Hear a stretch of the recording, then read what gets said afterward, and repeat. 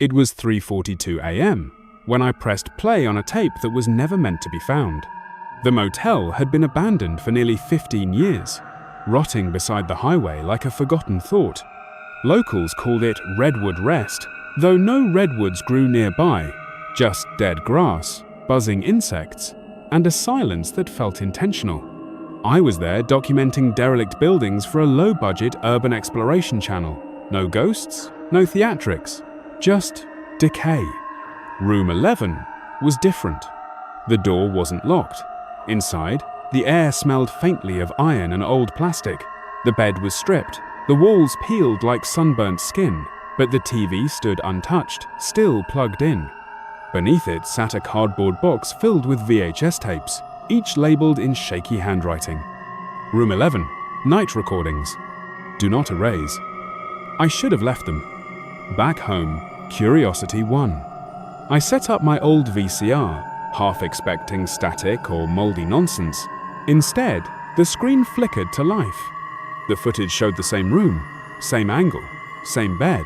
The timestamp read 2:13 a.m. A man sat on the edge of the mattress, rubbing his temples. He looked exhausted, eyes darting toward the door every few seconds. "I know you're watching," he whispered. I paused the tape, my pulse climbing. The motel had no cameras, at least none I'd seen. I hit play again.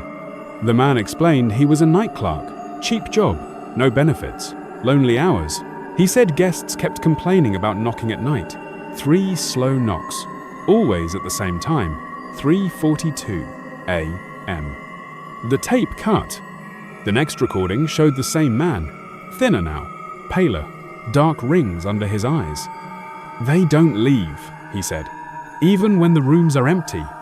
Behind him, the bathroom door creaked open slightly. He didn't notice.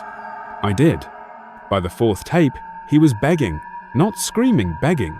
He said the cameras were never installed to catch intruders. They were installed to watch the rooms when they weren't occupied. "Something stays after checkout," he muttered. "Something that learns." The sound quality worsened with each tape. A low hum crept into the background, like distant machinery or breathing through walls. On the 7th tape, the man sat perfectly still, staring directly into the camera. "They figured out how to copy us," he said calmly. "They wait until you're alone, until you're tired enough to doubt yourself." A knock echoed through my apartment. 3 slow knocks. I froze, heart pounding. I checked the time. 3:42 a.m. I told myself it was coincidence. Pipes, neighbors, anything but what I was thinking. The tape continued playing. The man stood and walked toward the door. The camera didn't move, but I could hear the door open. Silence followed, thick, suffocating silence. Then footsteps. Not his. The final tape was the worst. The room was empty. The camera stared at the bed for several minutes before a figure entered frame. It looked like the man, but something was wrong. His movements were delayed, unnatural, like a bad imitation. He leaned close to the camera and smiled too slowly.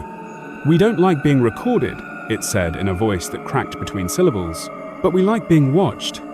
The screen went black. My TV shut off. The knocking came again, this time from inside my apartment. Behind me. I don't upload urban exploration videos anymore. I burned the tapes the next morning. Or at least, I thought I did. Last night, while scrolling through my footage archive, I found a new file. Unlabeled. Timestamped 3:42 a.m. The thumbnail shows my living room. From an angle I never set up.